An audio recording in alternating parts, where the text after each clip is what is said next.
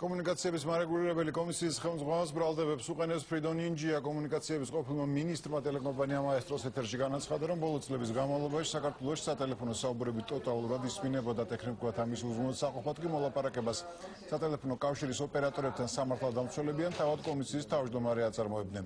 თუმცა ფრიდონ ინჯიამ პორტირების გადასახადზე ისაუბრა და განაცხადა, რომ გადასახადი მხოლოდ იმიტომ დაწესდა, რომ სპეციალურად ამ მიზნით შექმნილ ოფშორულ კომპანიას მილიონობით ლარი მიეღო.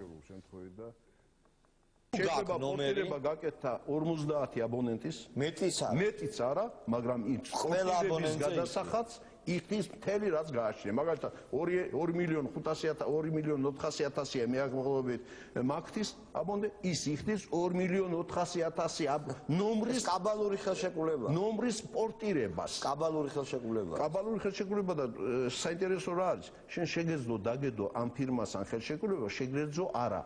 ის 1 ოქტომბრიდან ავტომატურად იღებდა ამ 28 ეს იყო კანონი თუ კომისიის გადაწყვეტილება? კომისიის გადაწყვეტილება. კიდევ რამდენად მონაწილეობდა ამაში თქვენი აზრით? ეხლა საქმე იმაშია, რომ ის ფირმა რომელიც არის, ის არის ჩიქოვანის. პორტირების გადასახადს არ იხდის კომპანია. პორტირების გადასახადს ვიხდით ჩვენ ყველა. და ეს არის შესული ტარიფში. ახლა მოდი ნახოთ ტარიფი. ჩვენ ყველა ვიხდით თვეში, ვიმეორებ, თვეში დაახლოებით 7 თეთრს პორტირებაში. რამდენს ვიხდით წუთში? ყველას გვახსოვს, ხო მე მგონი და ძალიან ძნელია ახლა რომ ეს დავივიწყოთ.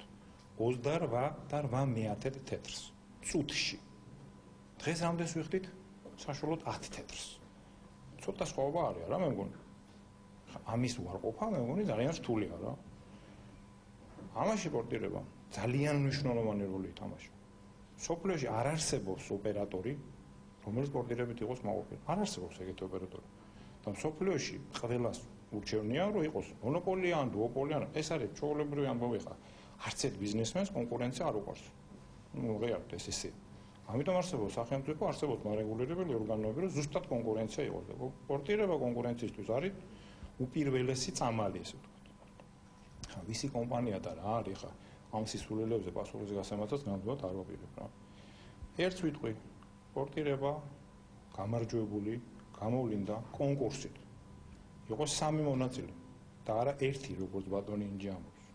კომისიის ყველა გადაწყვეტილება აბსოლუტურად არის აბსოლუტურად კანონიერი, აბსოლუტურად გამჭვირვალე და თუ ეს ხალხი არ დადებს კონკრეტულ ფაქტებს, ეს არის მიზანდასახული ცილის წამება.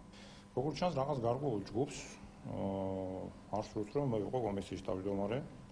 კომისიის თავმჯდომარის შეცვლის და თქვა წევრების შეცვლის არის 3 მეთოდი. აქედან 2 არის ჩემი აზრით ძალიან არამომგებიანი. ერთი არის რომ რეორგანიზაცია მოხდეს კომისიის, კანონში შევიდეს ცვლილება, ვფიქრობ ეს ძალიან დროშის გაწელილია და არ არის მომგებიანი. მეორე არის კომისია დაშალონ და რაღაც ახალი შეიქმნას. ნუ ესეც ცოტა წარმოვიდგინოთ. მესამე არის იმპიჩმენტი. რაც უფრო მარტივია. იმპიჩმენტი რომ გამოგიცხადონ, გასაგებია, ეს წინა მოსამზადებელი სამუშაოები ზუსტად ამისთვის ტარდება. ერთი რაც შემიძლია მომაღლა განვაცხადო, რომ მე არც წასვლას არ ვაპირებ, არც გადადგომას არ ვაპირებ. ეს განცხადება ირაკლი ჩიქოვანმა სლომის დაწყების წინ გააკეთა კომუნიკაციების მარეგულირებელმა კომისიამ კომპანია სტერეო პლუსისთვის სანქციის დაწესების საკითხზე იმჯერა და 3000 ლარი დააჯარიმა. კომისიამ მიიჩნია, რომ სტერეო პლუსი მეცხრე არხის მაუწყებლობას დარღვევით აუცილებლებს გავსიჯარიმა. კომპანიამ რამდენიმე თვის წინაც მიიღო, რის გამოც სასამართლოს სარჩელით მიმართა. გადავალთ ავტორეგულაციაზე, იმიტომ რომ ესეთი კომისიის პირობებში ჩვენ არავითარი საშუალება არ გვაქვს ვაწარმოოთ სუფთა გამჭვირვალე ბიზნესი საქართველოში. ჩვენ გადავალთ ავტორეგულაციაზე, თვითრეგულაციაზე და ამიერიდან ესენი გვესაუბრონ სასამართლოს ენით. დღევანდელი გადაწყვეტილება იყო აბსოლუტურად უკანონო და დღევანდელი გადაწყვეტილებას ეთყობოდა, რომ ეს იყო იმ პოლიტიკური დაკვეთის გაგრძელება, რომელსაც უასრულებდა მარეგულირებელი და დღევანდელმა გადაწყვეტილებამ და მოწყობილმა სპექტაკლმა და ცირკმა დღეს ფაქტობრივად ცხადყო ის, რომ არც ერთი სტრუქტურა, მათ შორის განსაკუთრებით კომუნიკაციების მარეგულირებელი კომისია არ იყო დამოუკიდებელი და ის იყო პოლიტიკურად მართული და მართვადი. კომისიამ ხმათა უმრავლესობით ჩათვალა, რომ ადგილი ჰქონდა კვლავ სტერეო პლუსის მე-13 ლიცენზიის განსაზღვრული პირობების დარღვევას, რისთვისაც გამოიყენა 3000 ლარიანი ჯარიმა.